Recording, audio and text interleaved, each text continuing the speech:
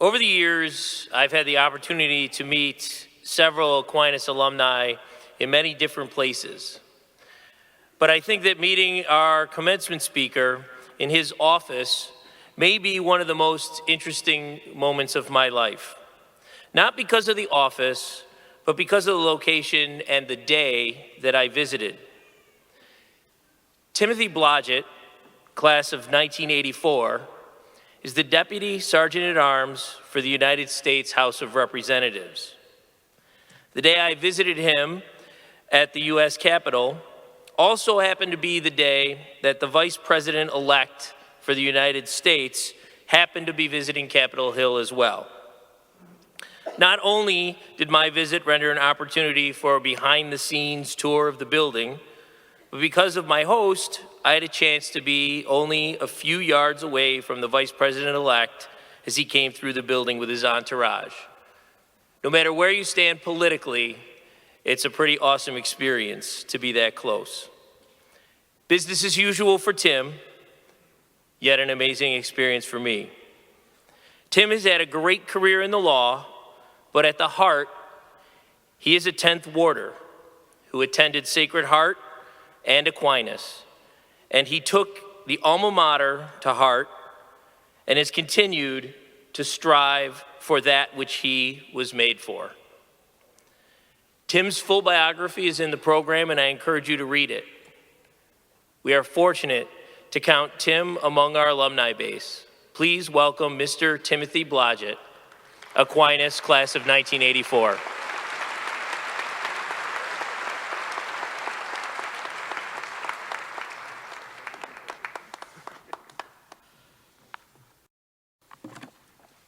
Trustees, faculty, administration, friends, family, parents, and most importantly, the class of 2019. Thank you for providing the honor of speaking to you on this very momentous day, your graduation. I promise you that you will not remember this speech after I've given it. It just so happened that on the day after I was asked to give the speech, I was in New York City with some fellow alumni. And I told them that I was given this honor. And after they got done laughing, we all decided that the best course of action was for me to wing this speech and to get all paybacks I wanted right now. At the risk of embarrassing my wife, I decided not to do that. So I want to talk to you about something that is dear to the class of 19, and that is the idea of service. And since I believe all that the Son of God has said, I prefer the definition of service such as in Matthew 25:40. Whatever you do for the least of my brothers and sisters, you do unto me.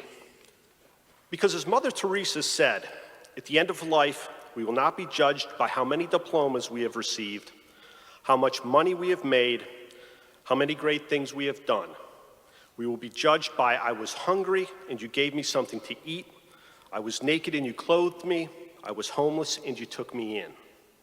Service rooted in faith, kindness, goodness, and the love of humankind. I believe these are all the things that have been instilled in us by our parents and have been fortified by what we have learned and experienced over our various years at Aquinas. Service continues throughout your life. It will take you places that you never imagined. It can take many forms, expose you to different life experiences. You may serve in ways that you truly love and are truly your passion, or service may be thrust upon you and you have no choice. Service is sometimes very easy and it can be extremely difficult. Remember that no matter how insignificant that you think your service may be, it may be extremely significant, even life-saving to others, and you may never know what the ramifications of your service are. In terms of service to your family, getting up to work, providing for the basic needs of your family, you serve them. Your parents have made sacrifices to send you to Aquinas, to give you an education grounded in values and faith.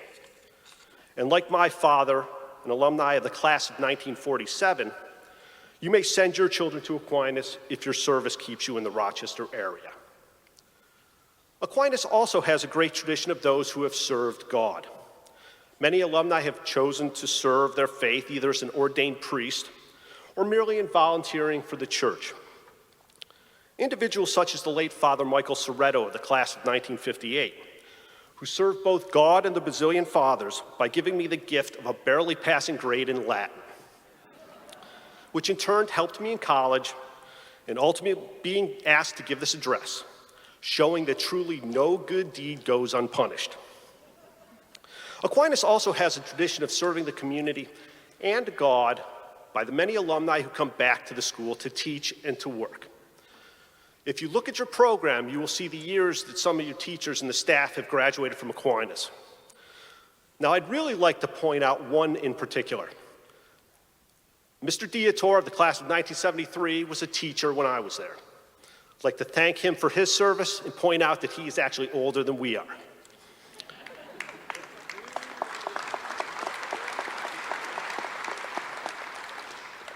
Service to the community can also take many different forms.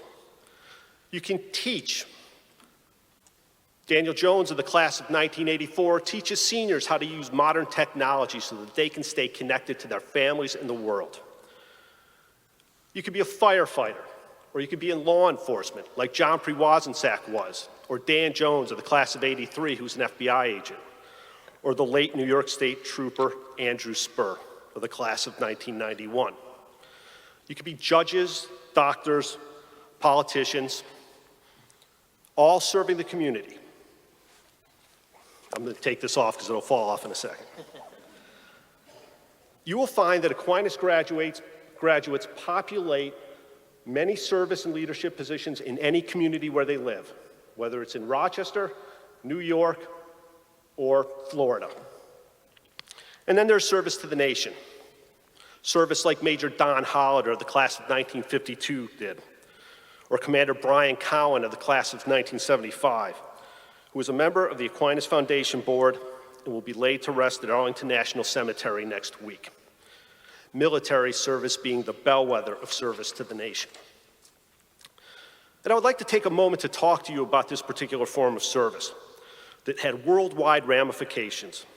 And I want to remember Francis Fulham of the class of 1939 and Frank Maricel of the class of 1942. 75 years and 2 days ago, with democracy and freedom on the line, they found themselves on the beaches of Normandy, along with 150,000 other soldiers fighting for the world. I am sure when they went to serve, they had no idea where their service would take them, or how extremely hard that service would be. France is a long way from Barton Street in the 19th Ward, where Francis lived just down the street from my mother, a graduate of Nazareth Academy in 1944. This type of service was harder than hopefully anything we will face.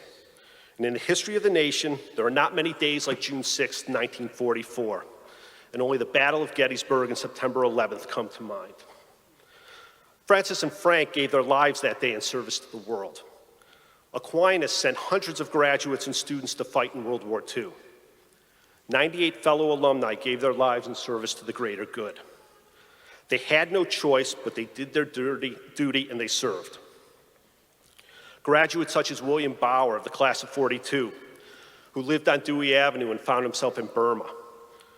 John Flood, 1944, in Algeria, and John Warner and James Murray at Iwo Jima. All laid down their lives in service. As the Aquinas Keynote School paper printed under its gold star section, quoting the poem from Lawrence Binion, "Thou shalt not grow old as we grow. Age shall not weaken them or years condemn. And at morning and evening we shall remember them." Their service was not in vain, though. The ramifications of their service reverberate today. It is not an understatement to say that D-Day was the beginning of the saving of democracy. A continent was ultimately freed, and people were liberated. Those freed went on to found a nation, win Nobel Prizes. They were artists, scientists, and most importantly, people. And everyone who served played a part, no matter how small or large. Aquinas and its alumni played a part.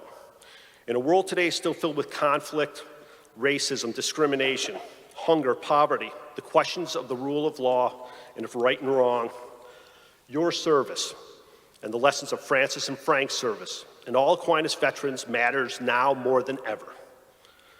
To all the veterans, to all the Aquinas veterans, and particularly the 98 men who lost their lives in World War II, thank you.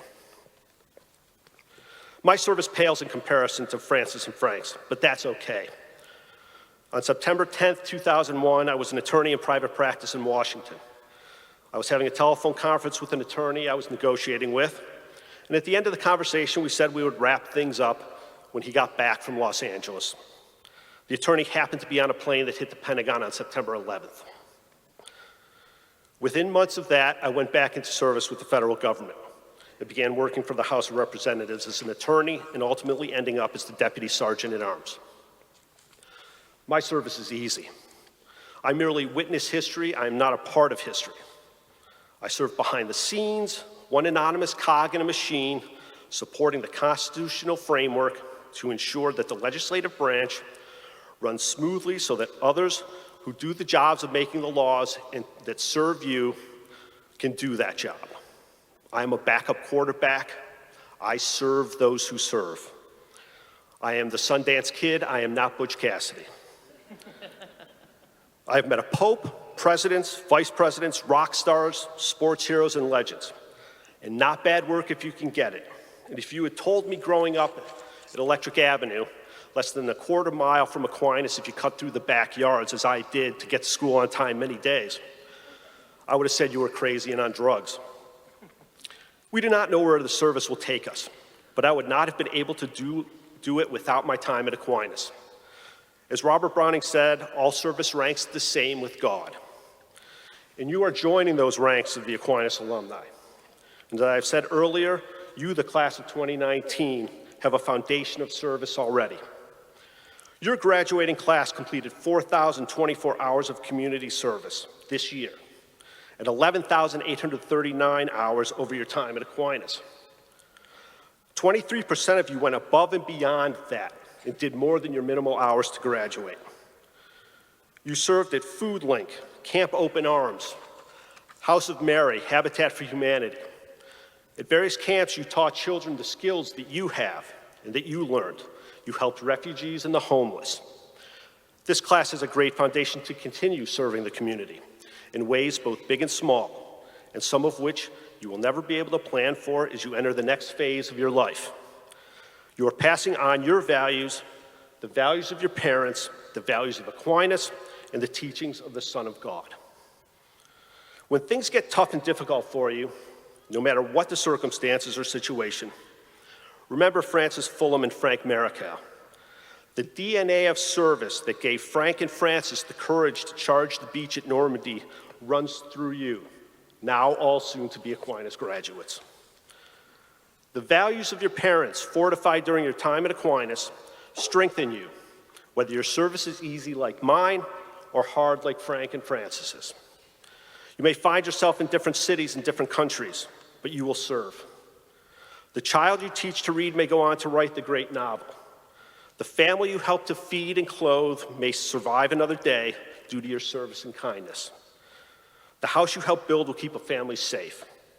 And the child you taught a skill to and to have confidence in themselves will become a leader. We will be judged by I was hungry and you gave me something to eat. I was naked and you clothed me. I was homeless and you took me in. And whatever you do for the least of my brothers and sisters, you do to me. The class of 2019 will be a great generation unto themselves. Again, thank you for giving me the opportunity to bore you for a few minutes. And in closing, I would like to go old school and point out one more thing. That if I read the records correctly, your class went undefeated against McQuaid. A true service to the community. Well done. Thank you.